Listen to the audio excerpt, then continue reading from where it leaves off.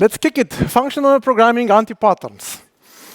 I warn you, this is a brand new talk. May the gods of the demo be with us today. My name is Victor. This is my website. My website was hacked this morning. True story. I put it back, hopefully, by upgrading the libraries. So do upgrade your libraries.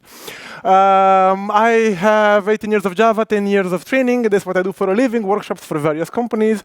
And you can find many of my talks on YouTube recorded from past conferences. And I also have a community for which I do stuff, trying to do stuff every month. This particular talk does not have any slides. This is it. The code is here. This is the branch for you. I'm going to push everything we do at the end so you can see before and after. But we have an agenda, right? And I have two questions to ask you before we start. Should I leave it on white or do you prefer dark? Okay, dark it is. Do you allow me to use Copilot during my presentation or not? Who wants me to use Copilot? Raise your hand. Who does not want me to use Copilot? Raise your hand. In Amsterdam, the no party won. At Vox Days Amsterdam, 1 month ago, I asked the same question. The vast majority, the crushing majority said, don't you dare use AI in front of us. But here is 50-50. They got more burned than you did, huh? So with like 50-50, let's put it like that. All right, good. This talk is not an ad for IntelliJ, although this is the best. I don't work for JetBrains. I'm going to use IntelliJ. I'm going to do fancy stuff. You can find online some talks I did about IntelliJ tricks. If you go on my website, recently restored, there will be some links here. They're done with the people from JetBrains. Basically, I was reviewed with some of the JetBrains leads of what the point is. First point, Mutant Pipeline. So today is going to be about ways we can misuse or abuse functional programming. Okay, there is an agenda. Don't read it all. I'm going to walk you through through all of these one by one. So, Mutant Pipeline is the first one. So once upon a time, someone did a sum of the orders which are active, and summed up all their prices, right? But then he wanted, or she or they wanted to write it with streams. So they started saying orders, dot filter only those which are active. And then suddenly they ran out of functional programming fuel. And they said for each, returning to what they knew from high school, saying for every order, please sum the order price. Done. Yay! But this in Java does not compile. This does not compile. Anyone can tell me why? There is a mysterious thing with some effectively final shit, which is a Java language limitation, historical limitation. And every other language I know can compile this, even PHP. Java can't. Right? The other languages do all sorts of escalation. Basically, you can't. Java language limitation says that you cannot change a local variable on a stack frame from inside the lambda, because then someone might do this, and that will lead to multi-threaded access to the stack frame of a single thread, which is illegal in Java. So every other language that can do that, cheat you, basically. So let's Alt-Enter. In case you did not know, there is a poem. I wrote it. It's called Alt-Enter. Come on. No? Alt. Something goes wrong. Alt-Enter. My Mac fails on me. Yes. So there is this rule. When it's red, yellow, blue, or gray, Alt-Enter will save your day. Right? Or Option Enter, depending on the religion. So this, Alt Enter, atomic. Why does this work? Because this is now on the heap, not on the stack. So you are again allowed to mutate state. Bad. Next option. Third option. I had 15 years of Java and I did not know what this was. What is this? This is an anonymous subtype of object that lives only inside. It's hell, I don't want you to. So again, all of these three solutions, they all work around the Java limitation, but they strive to keep doing the change in data, right? But where we effectively misusing functional programming principles here. Why? Because technically what's wrong with this picture is that we are doing mutation. And the problem was that JetBrains took 1 or 2 years to implement this option. during which the other three options won. So the code base of my client is now full of atomic integer. I've seen it. Many companies are still having it because of confused people that just wanted to do plus equal, but they couldn't. So this is the correct way, of course, as you probably all would have written this from the first place. But yeah, this is one of the abuses, right? Basically, you have in a lambda a mutation to state, okay? And that led to a Java language violation. But let's see, the other cases don't violate any Java thingy. For example, this. I go through all the orders, I filter them to be active, and then I get the shipping date. But now, because the shipping date might be missing, this code is well behaved and returns an optional, of course. And that optional might be present or not. And then we do if present. Notice there are two evil things on the same line. Why are they evil? For a simple reason, they both return void. And if a method returns void, it forces you to do side effects inside. So technically, both of them are wrong. And they are hand in hand here, in a great love, together, leading you to damnation here. Good, so let's refactor this. The idea in functional programming is to produce the result, not to change state. And here I'm adding to the ship date, you see? I'm changing some state. So what if instead I will just map first, get the shipping date, right? Let's put here a variable x to just see the type, right? If I do that, ship date like this, and I correct to list, I get a list of optionals. Ew. Brother, I know how to fix this though. I can just map, get. But if I get from the optional, I have first to check whether it's present or not, of course. So I have first to filter, of course, to be is present. Yay. This is the one way to write it, a correct way to write it, which gives me exactly the list I need, and there you go, done. Make sense? Computing the result, out you go. But then there is a better form. Who knows how to write this better? Who knew that optional has a stream method? Huh? Yeah, one hand. I can't see you very good, but two hands, four hands. Okay, good. A stream with 1 or 0 elements, yay! Which you can flat map, and then that's the more functional programming way. Both work, really. It's a matter of taste. If you want to impress your girlfriend, use this. Good. Next exercise, this one doesn't change any collection, just changes state in an object, okay? So how does this go about? I will filter the card that I get from a find by ID. So this find by ID gives me an optional because I might or not find it in the database. If the ID is equal to the one I'm supposed to be changing, then I do map, and in the map, ew, brother. Okay. And then 2DTO and hardcore things. Let's see what we can do better than this. Well, first of all, you see, if I enter the map, then I will end up returning every time. So there is no way that I would return a null out of this. And because I couldn't return a null, I can just escalate or else throw earlier than that and create it a payment card, basically get the card in my hand. Instead of chaining ad infinitum, get me the card, okay? And now with the payment card, I can just say payment card, set alias, and then, with full-fledged high school style code, I can just say here, payment card, done. Okay? No more chaining for some mysterious reasons. Right? That's it. That's the only thing you need to do. So I get it from the database. Now, a better question here would be, do I really want to get something from the database and then check it for ID? Couldn't I include this in some where clause? It depends. But in this particular case, there is no really real performance loss over here going on, right? So this is like the saved version of that thing, and you convert it to DTO, and off you go. Up until here, makes sense? So we came out of functional programming madness just with plain, simple code. All good? All good? So what did we see by now? I mentioned that doing for each and if present and stuff like that, doing changes, state changes, especially collecting in a list or a number. If you accumulate in a list or a collection, a map, whatever, or you sum up in the number, don't use for each if present to do that. But that's just a junior trying to get his way into functional programming. Now let's look what a senior does. The bad thing about this is that you know where you live. FBI, open up! This is what we call antisocial behavior. One friend of mine defined this as, I can't spell it out.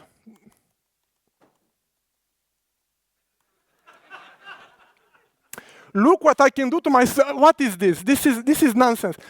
It's hard to read. So first of all, this is fun.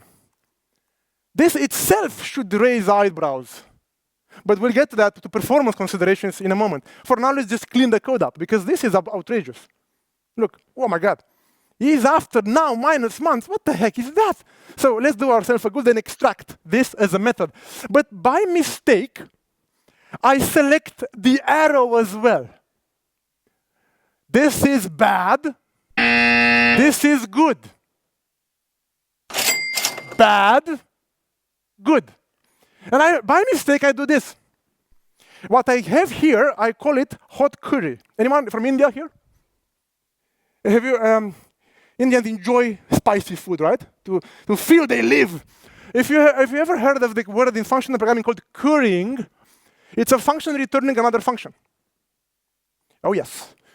A function returning, why would you do that to yourself? Well, because you want to be smart. Because this thing can now come as a parameter, and you can say, hey, let me call this function that's going to produce me a predicate to pass to filter. Wow! Look what I can do! No. Don't do this in Java. There are other languages like Haskell and Python decorators which have this more in their blood, right? If you come from a purely functional programming language, that will be like super easy for you. For the Java developers, you just kill them all. When you return a function, you don't know how many times the function will be called. The actual logic here will be called, and sometimes it matters. You don't know when it will be called, in what thread, in what transaction, if it's ever going to be called. So don't do that. It's hard to debug, hard to reason about the code returning methods out. So let's repent and undo. And extract just this, which we call was placed within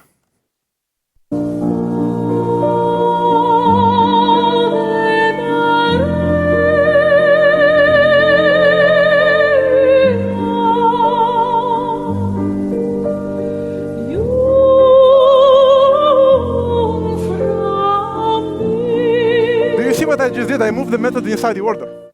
Because it's a predicate that I could reuse in other places. There.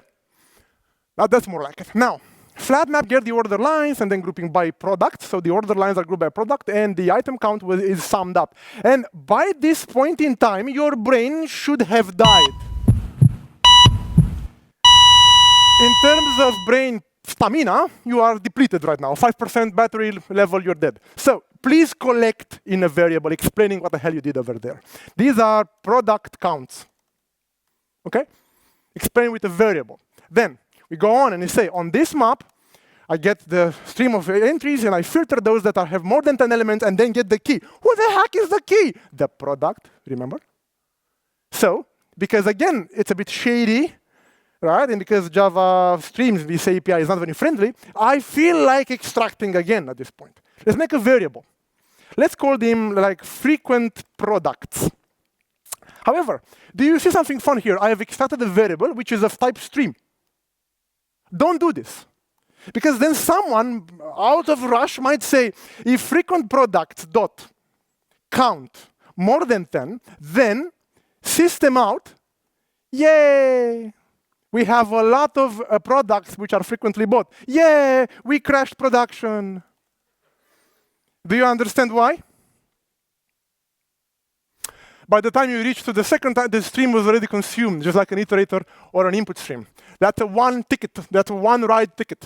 You cannot do it. You cannot consume it twice. So for that reason, if the collection is not humongous and you don't streamline your data through if you don't iterate over 1 billion items, you can just collect to list and then stream again.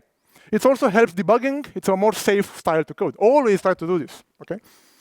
Right. So then is deleted. Now some geeks will suggest here that you write not, and you negate the predicate. I am not that geek. I'm just showing you what others are doing. Yeah, I can pass a function to another function. Yay. This is the not from the predicate itself. Okay? If you ask me, it's a matter of taste. But only then, after 5 minutes of refactoring, we get to the real big problem. What the heck is, why should you reject this code review? Can someone please explain? Why is this a terrible mistake at line there? I'm doing I/O, it's too religious. No, what's the actual problem? think. What is the problem? In a filter, I get product control API, get hidden product IDs contains. What's the problem? I'm calling it multiple times, even though the actual code does not depend on the element under the iteration, so I'm calling it repeatedly for no freaking reason. Beautiful, denial of service. I shouldn't be doing this inside it, right? I should put it outside like this, right? Correct? No. Because the lambda, don't do this either. Don't keep functions in variables. TypeScript does this all the time. But we should be very careful because now again, I'm still calling the API repeatedly, correct? The solution to the problem is to actually take the thing that is not related to the code, the actual collection that you're querying, and you extract this as a variable outside of this stream. Make sense? Like this. Now you've called you just improved performance by 10 seconds, potentially, right? Because you avoided a lot of network calls. That's one performance thing that was hidden in a long chain that no one survived to read to the end. I usually give this exercise to my groups, my training groups, and it takes them 30 seconds, a minute even, and they don't yet find the performance issue. They are stuck with counting int, and they are there on the top here, dying, trying to get over this line usually, right? And there is a tremendous goof here happening. Right, and I want now to focus on this a bit. Compare this with this. What is terribly wrong? I'm getting all the orders in my e-commerce platform, find all, and I'm filtering them to only take the ones in the last month. What is terribly wrong? The power of this filtering is to reduce the set of items to 1% or less. This is the power of this filtering. So let's read the game. Find all, get me 10 million orders in memory. Select those in the last month, 100. What should you do? This is, again, abuse of functional programming. I find all filter. I know it's easy, I know it's cool, I know it's sexy, but what's wrong with the where clause? This should be in the where clause, correct? You should use something like find by active true and creation date after. Huh? The fairy godmother has just written this before, so you can just do this. And instead of these two predicates that are filtering stuff in memory, you could instead just pass here the date that you wanted to have. So for example here, now, minus month 1. Make sense? And now you download one, you basically improve performance 100 times. Okay? This is again a pitfall that you can fall in if you don't know the results that you're scrolling through. Okay, good. So we said consider where for performance. We extracted complexity in well-named methods. And we mentioned the idea of returning a function from a function, which is very hot and a bit too spicy for me, at least. I went to an Indian restaurant once. I couldn't sleep that night. I swear to you, as I drinking water, me and my wife were like, oh my God. We went back the next day, of course. But fantastic experience that night, dinner. So premature laziness. That's also something interesting. You see, if, this is a bit more tricky, pay attention.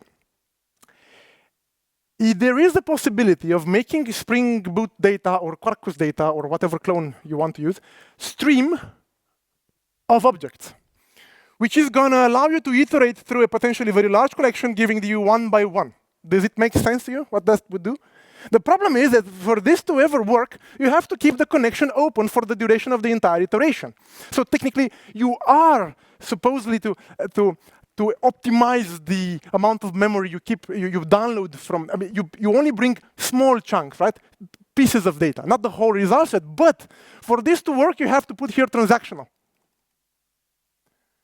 to keep the connection open. And what's the problem in that case? You're going to keep the connection open for the duration of a network call. Do you know what JDBC connection starvation, JDBC connection pool starvation? Ever heard of this term? You can just hijack you can just take down the entire system basically with this approach. The whole system. Denial of service, Kubernetes kills you, new system comes back. So it's dangerous. Right? It's when you try to streamline data, But then the actual data is 100 lines, 100 elements. You don't need lazy evaluation in this case. So actually, it's a mistake to go to fetch streams in this particular case. Fetch the list, and you're better off like this. Okay? This is really, really dark. It's like abusing lazy evaluation somehow. Okay. Oh. Ooh, yeah. Reduce. Ever used reduce in Java? Get out. I'm kidding. We don't use reduce in Java. I'm throwing out tough statements here. I won't be able to sit a lot of time here. I'm going to have a flight right next after. But reach out to me on email, and we can explain in great detail why I hate reduce. The problem here, in this particular case, is that this is, again, very complicated, you see? What the heck is this doing? Order lines contains the line that has a product. Oh, I know. Has premium product. Make sense? I'm extracting a method. And where should this method go? In the order. Thank you, IntelliJ. Done. I'm here. Okay? Now, I'm basically looking at only the orders that have premium product. If this is not true, nothing happens next. So why not filtering before reducing? So I'm going to filter. And I'm going to say only if it has premium products. Make sense? Which basically allows me to destroy this condition. But then what am I doing in the rest of the expression? Well, I start with null. And if the previous value was null, then I set as the previous value the order.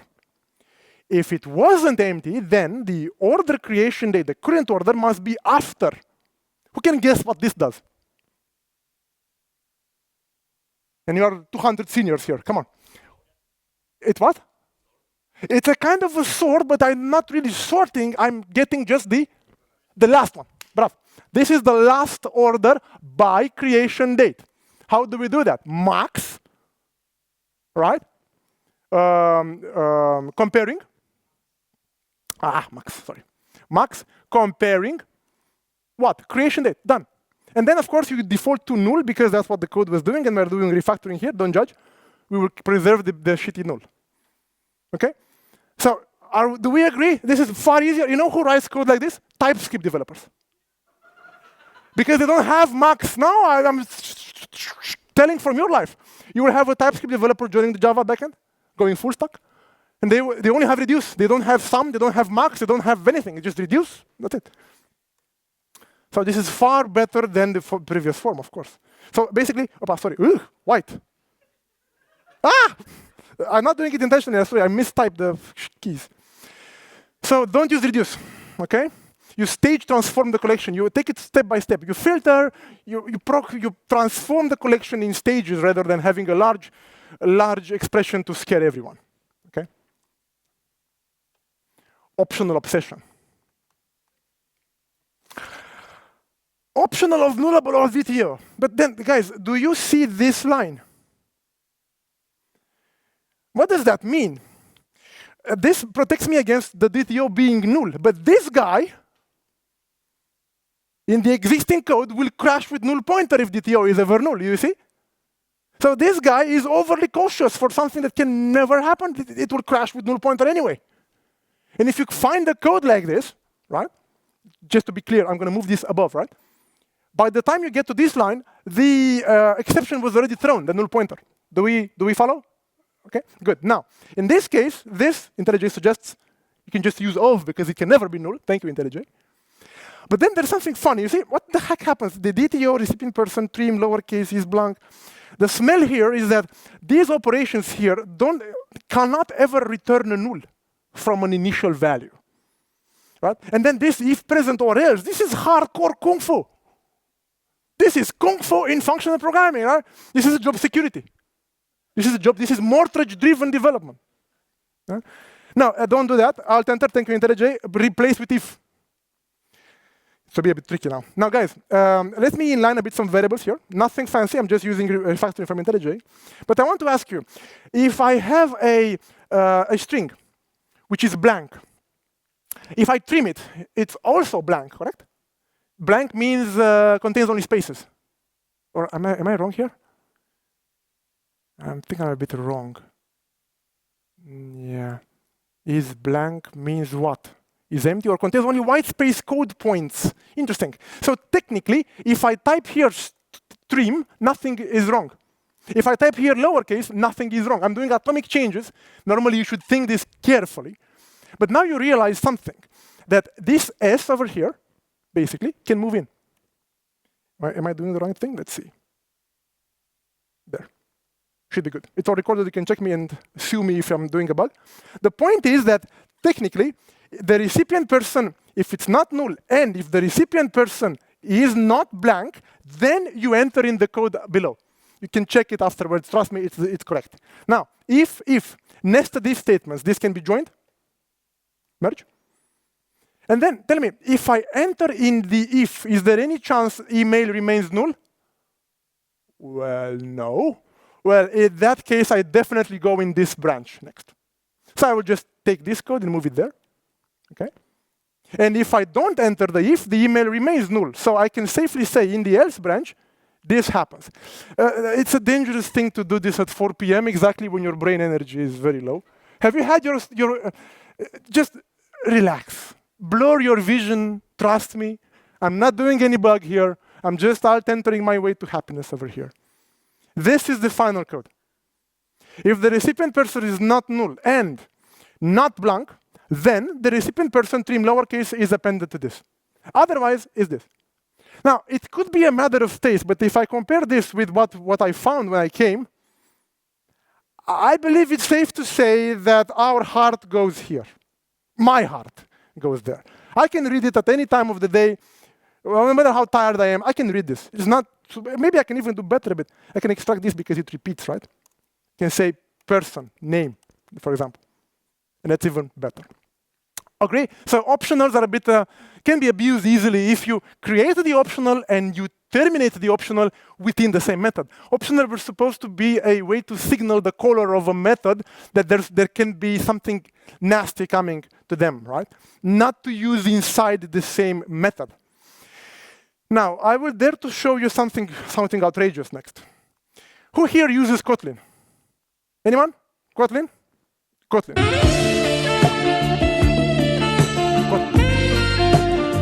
Love. Kotlin is famous in programming languages to have solved the null problem, the most elegant of all languages today. So, by compiler checks. Java is not that, it isn't there, let's say. But I want to show you something very, very, very interesting, in my opinion. Have you ever heard of the annotation called non-null? From JavaX, not Jakarta validation or JavaX, from JavaX annotation. It's a very, very ancient annotation. It turns out that IntelliJ can use this. So guys, first of all, have you ever seen a package info before? You can go to the package info, use an annotation that is on the Git, you can watch it, you can see it. And after that, everything which is in this package is expected, as you can see, to never be null. So all the methods, basically this is a static code analysis done by, in my case, IntelliJ. Probably Sonar, I didn't check, but we'll do the same checks. Basically, if a method in this package now wants to return a null, it must be annotated with nullable. Do you want to see Kotlin? It's just like putting a question mark. But he's not using compiler, he's using an IDE or tools. As usual, when the language sucks, we come up with tools to fix it. I only saw one project in more than 300 projects that I've seen that is using this in production. It's a bit esoteric. It's a bit on the edge of, I don't know. So basically, everything here must never be null in this package. Use with caution, I told you. It's not a mainstream technique. Okay, good. And also, you should check null away project from Uber, which by means of more tools, they were able to kill null again completely in Java. Very good stuff. Ooh. Ooh la la. Ooh. If you want to scare some innocent soul, you go to them and you say, monad. What's the story there? You see, you might meet one day what I call a functional programming priest. A functional programming priest or preacher is a scientist that has studied Haskell, Lisp, Clojure, and in his spare time, he automates his house in Lisp. And he happens to be your tech lead. Forced to write Java. And he brings along some principles from purely functional programming languages. In functional programming languages, we don't throw exceptions. Huh? Anyone has ever heard this idea that in functional programming languages, we don't throw exceptions? Who has ever heard, at least tangential, at least a bit, this idea? Okay, so like 20 hands in the room. Interesting. So what do we do instead of throwing exceptions? We return them. We return exceptions. The Kotlin fan club in the room, think of result class. The Java poor souls, the only solution we have is to use the dreaded Vavr library. Yeah, I think Codebase is in great pain because of this. So I'm going to return a failure containing the exception. Damn, what is this? And the try, success, and then this means that the signature of the method has just changed. What the heck is try? You know that Vavr was originally named Java Slang, and Oracle sued them because they contained the word Java.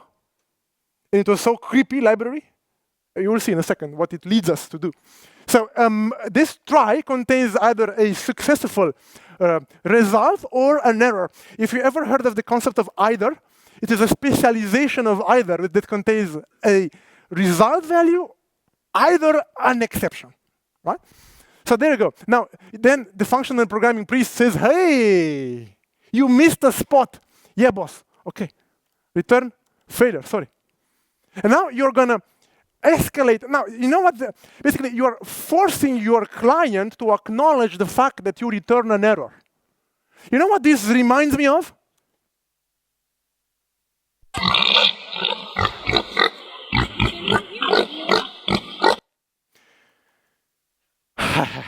Dark story, huh? Have you ever heard of checked exceptions before? You know, Java is the only language that has checked exceptions in this form, that forces the clients to handle them in any way, but handle them. It's a mistake, technically, in Java language. And they also force the caller to handle them. So again, now you have to throw or handle. You remember the days, right? There was a great battle between checked and unchecked unchecked exceptions won the war. Definitely, no framework, no modern framework you see today throws checked exceptions, only runtime. So the same idea, if you want to speak fancy terms, we would call this leaky abstraction. Leaks implementation details. Why should the client know that I'm throwing this error? Why? Why is his? It can be seen as an implementation leak, basically. In the same style, now we are forcing our clients to realize that we return a try. Well, of course, the poor soul desperate here would be trying to do get. But what would the priest say at code review? Did you just throw an exception right here in front of me? Don't you dare do that. Let's return more tries up in the stream. What will that lead you to do is, of course, chain. So you see, you're going to process the payload, and then we're going to try to map. But what happens here? It's a map that you can use the result, the result of the message of the method above by doing what? By doing this. Do you see where this is going? To the infinite chain of madness here? Good. This is a try of long right now. This long is now here. Do you realize where this is going? It's like a stream, but not a stream. It's just to pass exceptions around. Good. What next? Well, I want to send something to Kafka. But what I want to send to Kafka is the request, is this R.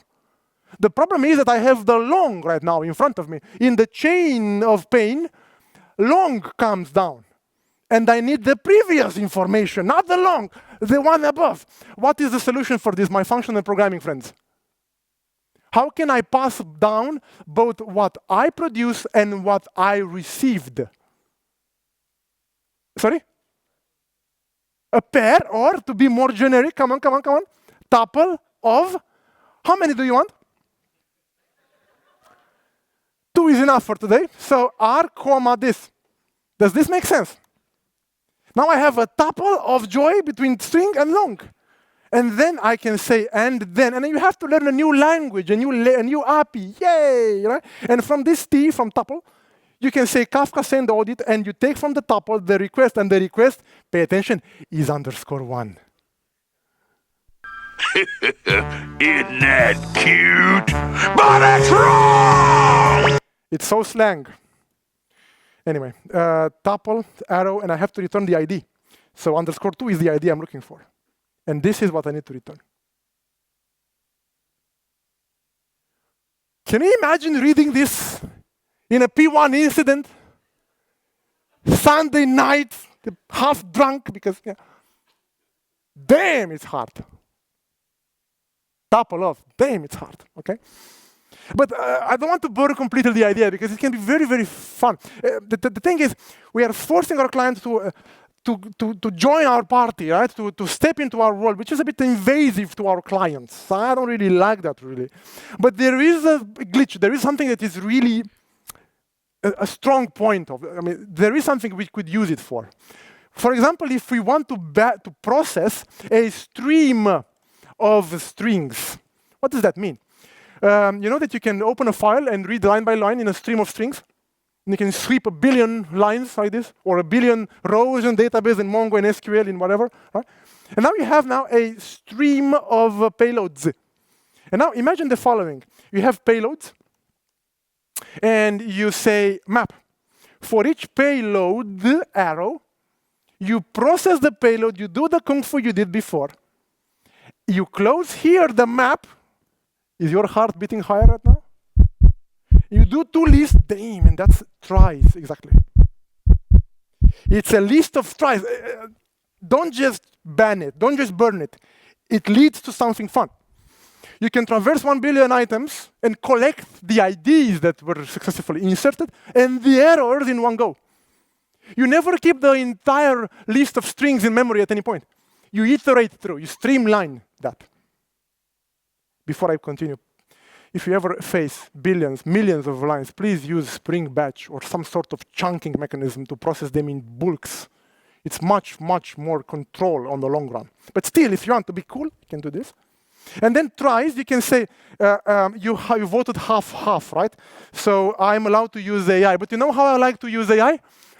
Calling it when I need it. Right now, step in. What do you think I'm trying to do? Exactly.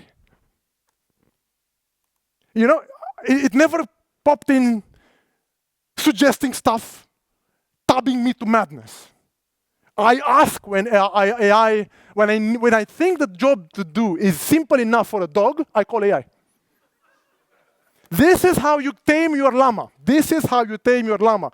You give it small bits of tasks. Don't tab your way. How many times I've seen people in my clean code groups deleting what the AI generated for them after 1 hour of tabbing their madness and writing it from scratch because they lost control. So var, successful IDs. And that forces you, this is prompt-driven engineering, forces you to name your variables very good. It's obvious what I want to achieve, right? Successful IDs, I'm gonna have to return. Okay? Changing this, exactly. And the errors I want to print. I don't know, you do your stuff. So, done. You see where this is going? I collected the errors and the IDs in one go, in one single pass.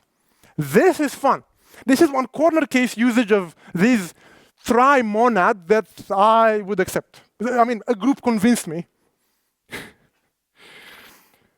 Yeah. Good. Make sense? Okay. Monadic errors. You, brother. Good. So fears like checked exceptions. Useful for book processing, perhaps. Oh, and there is another thing that I won't cover. It's too dark, it's too advanced. It's called the sealed result types. Imagine just that the order or place order result is a sealed class which contains these types, basically. Can be either a success with order ID. I think that would refer to a data class in Kotlin. All right, I'm not that fluent anymore in the bed. This is data class, I believe. This is object, and so on. So technically, you say that you're going to return an instance of this type, placeholder result, which can be one of the 4. And that's interesting. You can use language features of a more advanced language to handle it very elegantly, right? Who knows what Java 27, 2032 will hold, but this is not for Java, at least. You can still convince me otherwise, but yeah, the general idea is. Now, the next exercise is a bit tricky. It's about immutable objects. Yeah, I'm kind of running out of time. So let's see. I have a point of interest. To get an idea, when you have a long car trip, one critical point of interest is this. So a point of interest has an X and Y, an icon, like the drop icon, and a name. Perfect. And that's a record, an immutable object. Good. And here's the task.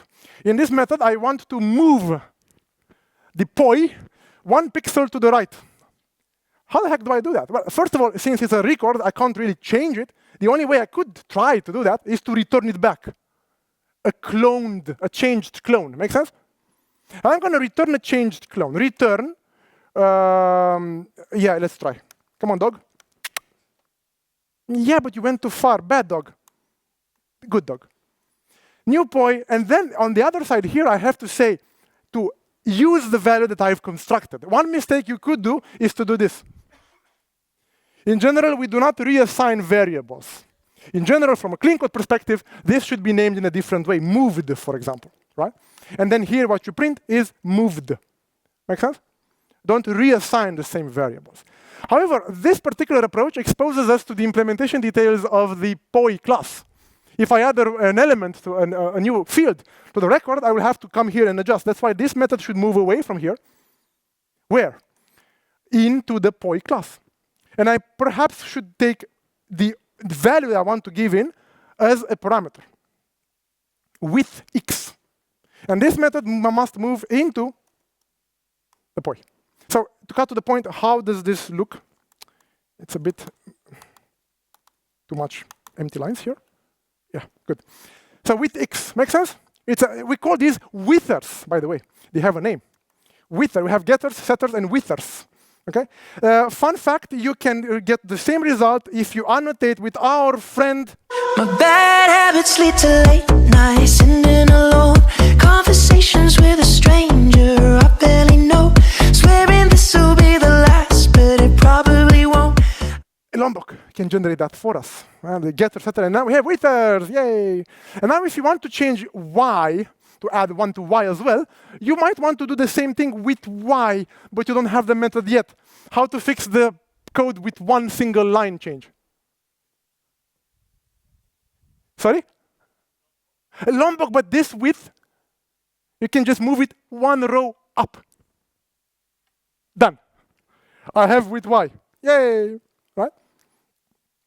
Makes sense what you see here? Kinda, huh? We are changing basically two components of the immutable object, returning a changed clone back to the client.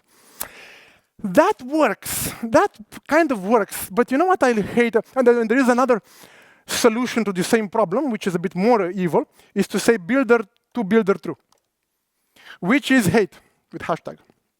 The idea is that, not hate, this is nostalgia for mutable objects. What does this look like? You can construct a builder out of this, which you can use then to do whatever you want to the state. You can say this plus 1. You can say y plus 1. You are getting back into a mutable world in which you can change the builder. And then you package it back pretending nothing happened. Right? Not really fun of either of these solutions. I have another proposition to you. Do you see, these withers, they don't carry any meaning. Why do they change together? So here's one idea. What if we create a method called move? Move by. Oh, damn. Ooh, semantics.